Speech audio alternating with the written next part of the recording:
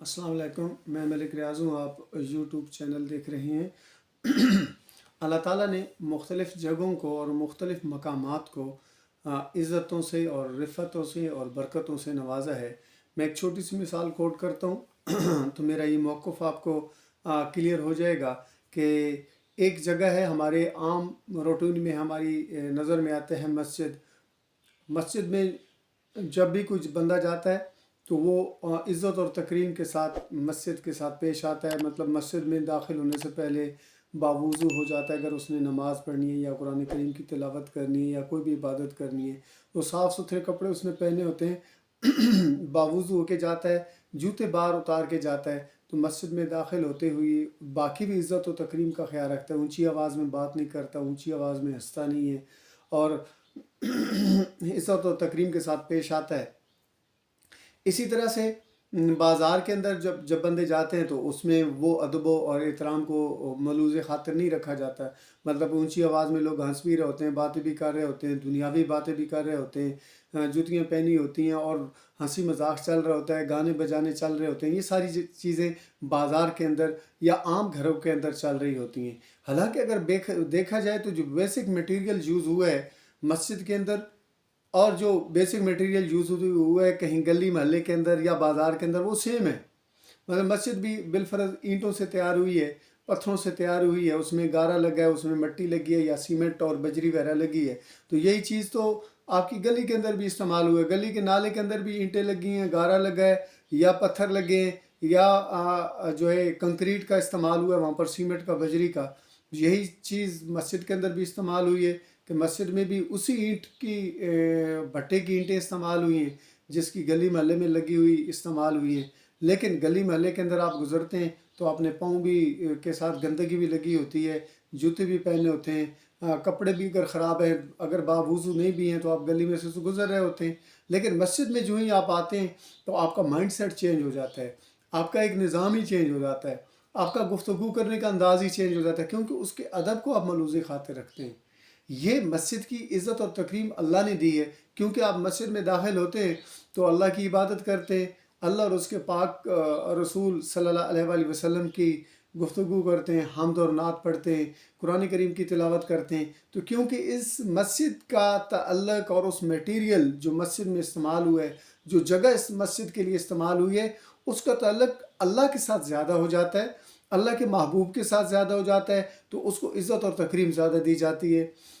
बनिस्बत बाज़ार के, बनिस्बत आम गली महल्ले के या दुकान के, उसमें भी सेम मटीरियल यूज़ हुआ है, लेकिन उसका ताल्लुक़ अल्लाह और उसके रसूल के साथ उस कदर नहीं है जिस तरह मस्जिद का है। इसी तरह अल्लाह ताला नबी करीम सल्लल्लाहु अलैहि वसल्लम फरमाते हैं कि आप जो है ना वो मस्जिद में जल्दी जाया करें और देर से वापस आया करें, क्योंकि वो बरकत वाली जगह है। और बाज़ार में आप देर से जाया करें और जल्दी वापस आया करें।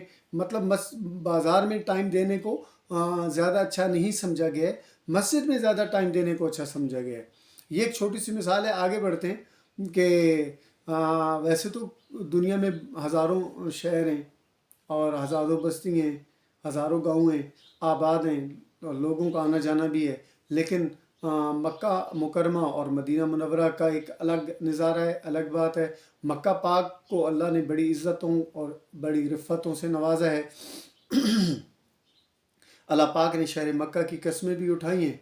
और देखा जाए अगर शहर मक्का में, तो शहर मक्का की क्या खासियत है?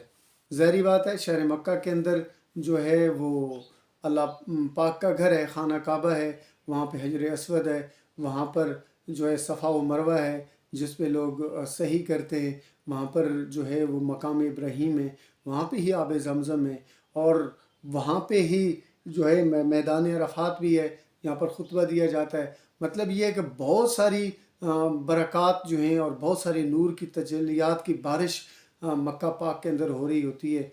इसलिए अल्लाह ने उसको इज़्ज़तों के साथ नवाजा है, अल्लाह ने उसको इतनी तकरीम के साथ नवाजा है और अल्लाह ने उस शहर की कस्में भी उठाई हैं। और ये सबसे बड़ी वजह मक्का पाक की इज़्ज़त और रिफ़त की है। ये सारी चीज़ें हैं अपनी जगह पर जो मैंने अभी गिनवाई हैं, बहुत सारी ऐसी हैं जिन्हें मैं नहीं भी गिनवा सका, लेकिन चंद एक का मैंने ज़िक्र कर दिया जो चीज़ें हैं जो सबसे अहम और सबसे ज़रूरी उसकी इज़्ज़त और اس کی رفت کے پیچھے وجہ ہے وہ حضور نبی کریم علیہ السلام کی ذات پاک ہے۔ اللہ پاک حضور نبی کریم علیہ السلام کو مخاطب کر کے کہتے ہیں کہ اس شہر کی قسم ہے جس میں آپ چلتے ہیں، مطلب حضور کے تلویں جس شہر کی گلیوں میں لگیں اس شہر کی عزت اور تکریم بہت بڑھ جاتی ہے، کیونکہ اس کی عزت بہت زیادہ بڑھ جاتی ہے۔ وجہ یہ ہے کہ حضور کا گزرگاہ ہے، وہ حضور وہاں پر گزرتے ہیں، حضور کی خوشبو اس شہر کی گلیوں میں موجود ہے، حضور کی آواز اس گلیوں میں گونجی، حضور نے اس گلیوں میں صحابہ کرام کے ساتھ محبت بھری گفتگو کی، حضور نبی کریم علیہ السلام نے ان گلیوں میں اللہ کے ذکر کو بلند کیا، اللہ کے نام کو بلند کیا۔ اسی شہر کی فضاؤں میں، اسی شہر کے اندر حضور نے جو ہے وہ صحابہ کرام کو جہالت کے اندھیروں سے نکالا اور علم کی روشنی کی طرف، نور کی روشنی کی طرف، اللہ کے جو ہے شریعت کی طرف ان کو گامزن کر دیا، اور اس قدر گامزن کیا، ایسا راستے پہ چلایا کہ وہ جا کر اللہ کی ذات پاک کے ساتھ ان کو ملا دیا، اللہ کے ساتھ اس کی ملاقات کرا دی، ان کے دلوں کے اندر جہالت کے اندھیروں کو نکال کر علم کی روشنی، اللہ کے نور کی روشنی اور اپنی نور کی روشنی کو ڈال دیا۔ یہ سب سے بڑا کمال ہے اس شہر کا کہ اللہ نے اس شہر کی قسمیں بھی اٹھائی ہیں۔